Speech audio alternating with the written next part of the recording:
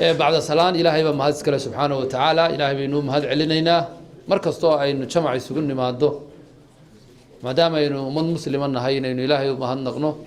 وقام هد علينا نمعوي كفراها بدن له بنادم كمركو وياه ودرامه إسلام نمضى يجوه الرئيس واحد دنيا كور كذا يا الله أمنك إيمانك إيو دولة نمضى كميت هاي إن إلهي وقام هد علينا سيد الله بلغ قاضينا بدل كذا إنه ويدي سنة إنه ينو بلاريو أو ينو بركيو تاسع حلو بكوز جيران أنت ما هذا قامر كان كبحو وحن مركو وجوه الرئيس هم بليين يا بقادين يا أرضيدا اللبية صدق كا لما يسي هير كم إذا هيركي وحبر الشدة ولي بكون لما يسي نتيجة قوله أو تاريخية أو نفتوده دكسيجا دجمدا قبلك يدلك بتاريخه أرديدا محلي همبليو ليه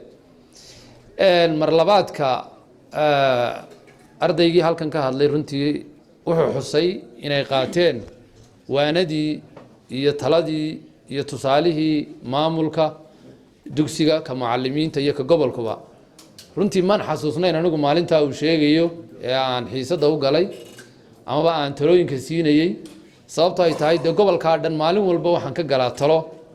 iyo arday baan la talinayaa maalin walba laakiin wuxuu isagu kaga duwan yahay oo uu muujiyay inuu qaatay taladii waana taa uu maanta natiijada heerka ay ku soo gaadheen mar labaadka adeer waxaan idinkaga hambaliyeynayaa inaad weelayseen taladii iyo tusaalooyinkii maamulka inaad muujiseen ayaan runtii idinku hambaliyeynayaa ardayda kalena waxaan leeyahay talada la idin siiyo ee waxtarka ah ee ku qotonta mustaqbalkiina haddaa weelaysaan oo aad qaadataan sida in ardayda ayna hor fadhida ayuunbaa ka midho dhalinaysaan idinkuna inaa weelaysaan baan runtii idinku adkaynaya waxaa kaloo aan u hambalyeynayaa waalidka faraxsan ee runtii iyaguna ku faraxsan natiijada iyo kaalinta ay keeneen ubadkii ay garab taagnaayeen ee ay soo koriyeen ay tacabka geliyeen waalidkana waxaan leeyahay idinkuna hambaliyo waan idin hambalyeynaya waxa kale oo aan u mahad celinayaa oo mudan oo ku xusan qalin jabin kasta iyo guul kasta oo ay dugsiyadan dabel weyne iyo salwa sabaax guul kasta oo ay keenaan waxaa ku suntan oo iyagana mudan in loo hambalyeeyo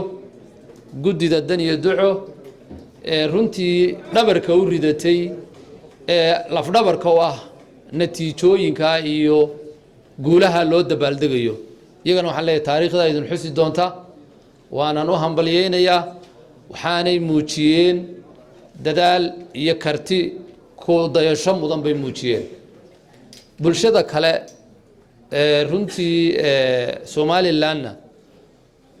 waxaan leeyahay waxa jira taariikhda dugsigan hore looga sheekay ama labada dugsiba in deegaanku tashaday shir qabsaday ay ka dhalatay guddida dan iyo duco iyo in dugsiyada la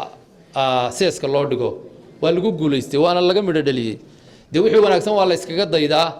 reeruhu intaa shir bay galaan talooyin bay u fadhiistaan warbal idinkuna waxbarashada meel kaga dara talada oo dugsiyadaas oo kale inaad soo kordhisaan waxbay qaranka u tarayaan waxbay ummadda ku soo kordhinayaan waa kuwa maanta ummadda oo dhami ay ka wada faa'iideysanayso waxaan leeyahay taana hal iskaga daydo oo talooyinka reeruhu ay gelayaan bal waxbarashada meel ha kaga daraan haddii alla yiraahdo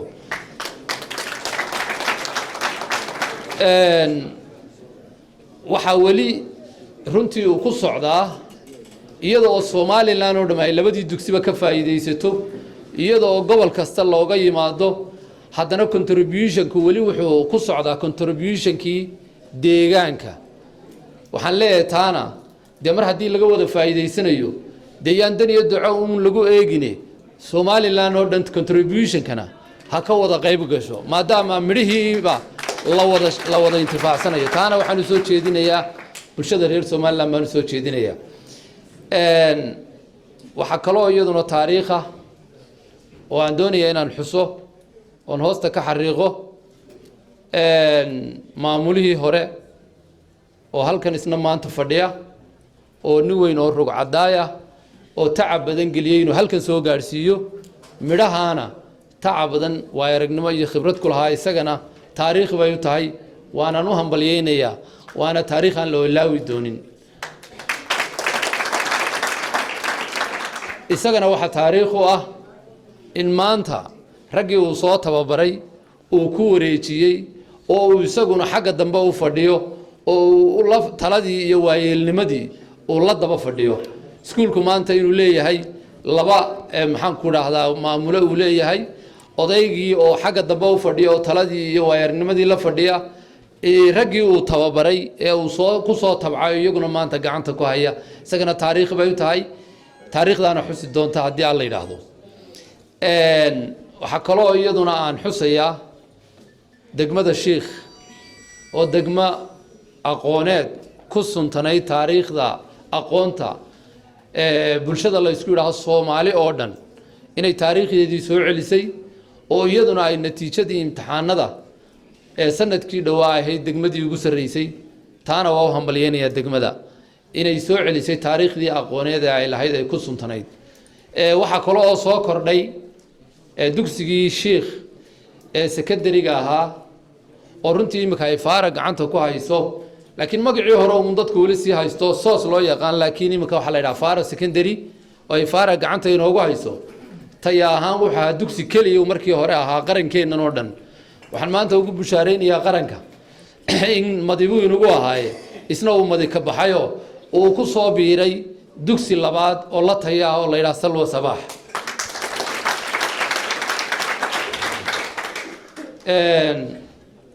runtii sidii laga dhawaajiyey waxay keeneen natiijo aan wax badan u dhaxaynin iyadana waa guul oo waxaynu helnay laba iskuul oo runtii tayadoodu aada u sarreyso qiimahooduna oo aada u sarreeyo waxaan runtii halkan uga mahad celinayaa iyagana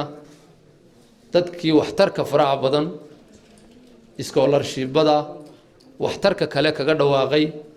aada iyo aad baan iyagana ugaga mahad celinayaa sanadkii hore laba shay baa ugu muhiimsanaa labadiibana way fuleen dayrka oo dunsanaa iyo librarygii falilaahi alxamdu labadiiba way fuleen oo maanta labadaa waxba kama qabyo aha baahiyaha halkaa maanta lagaga dhawaaqayna waxaan iyagana ku kalsoonahay waxaan iyagana aaminsanahay inay iyaguna inoo wada fuli doonaan insha allah haddii alla yidhaahdo ugu dambeyn dad badan baa sugaya waqti gaaban baynu joognaa waxaan ku soo ururinayaa laba talo oo aan maantana siinayo ardayda taladii maalintii aan ku siinay waad qaadatay waad ku guulaysatay halkaa kaaga hadhi mayno maantana talada aad u baahan tahay maalinbood mid baad u baahan tahay maantana tii aad u baahnayd iyo dardaaran iyo ducaan ku siinaynaa oo kugu daraynaa taladaad maanta u baahan tahay waxa weeyaan kow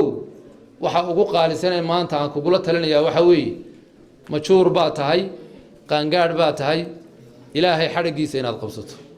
taasaa wax walba kuu fududaynaysa inaad ilaahay xadhiggiisa ku dhegto oo aada noqoto shaksi ilaahay ku xidhan cibaadadiisa iyo alla kacabsigiisa ilaashada inaad noqotaan maantana kugula talinayaa inaad ku xidhnaato dardaarankan ku siinayaana waxa weeye inaad dadaasho noloshu waa dadaal waxbarashadu waa dadaal wax kasta oo dunidan korkeeda yaalla ilaahay tacab buu ku xidhay subxaanahu wa tacaala fadhi waxba laguma helo iyo tacab la-aan taana waxaan kugula dardaarmayaa inaad dadaasho oo aada dadaal ku baadi doonto khayrkaa iyo khayr xigeenkaaba aada aqoon iyo dadaal aada ku dhaafto ayaan kugula dardaarmaya ducadaan kugu darayaa waxa weeye in alla kuu barakeeyo dadaalka in alla kuu barakeeyo aqoonta inaad noqoto kuwii lagu farxo qarankan iyo waalidkii kugu soo tabcay iyo naftaadaba aada anfacdo ugu dambeyn ummadda mustaqbalkeeda waxaa laga eegaa jiilka markaa waxbarashada ku jira somalilan waxaa u soo socda mustaqbal wanaagsan kuwa gacmaha taladoodu ay ku dhacaysaa waa jiilkaa maanta aynu u dabaaldegayno waxaan rajaynayaa waxaa ka dhiman qarankeena in iyagu dhammaystiri doonaan gabagabadii waxaan halkan u mahad celinayaa xafiiska imtixaanada oo odaygiisii iyo oday ku-xigeenkiiba ay nala joogaan oo iyaguna runtii nasiib wanaag dhowr iyo 30 sannadood ee qaranku uu jiray uun soo saarayay dadka aqoonta leh. daawud waxaan filayaa dee inuu imika qudbi noqdayba oon isaga qof kasta oo maanta shahaado somalilan sita inuu ku saxeexan yahay marka laga reebo wasiirka oo isagu dee da'diisii halkan imika ka sheegayay iyo ciidankiisa marka laga reebo wixii dambe waxaan u malaynayaa inuu ku suntan yahay daawud ku suntan yahay isagana intaasaa taariikh u ah runtii waynu u ducaynaynaa tacab badan buu dalka geliyey maskaxdiisii buu geliyey sanad walba imtixaamada oo agtihiin culayska iyo hawsha ay leeyihiin waxa weeyaan mashiinka wada ee ka dambeeya way runtii ilaahay waxaan uga baryaynaa inuu miisaanka xasanaadka ugu daro. waxaan gabagabadii aad iyo aad u hambalyeynayaa golaha deegaanka ee degmada Shiikh oo aad iyo aad u garab taagan u dhinac taagan dugsigan tacab badanna geliyey maayar firfircoon iyo xildhibaano da'yar oo runtii iyaguna aad u firfircoon ay runtii garab taagan yihiin. waxaan noo rajaynayaa guul, waxaan noo rajaynayaa horumar, waxaan noo rajaynayaa bashbash iyo barwaaqo. asalaamu calaykum waraxmatullaahi wabarakaatu.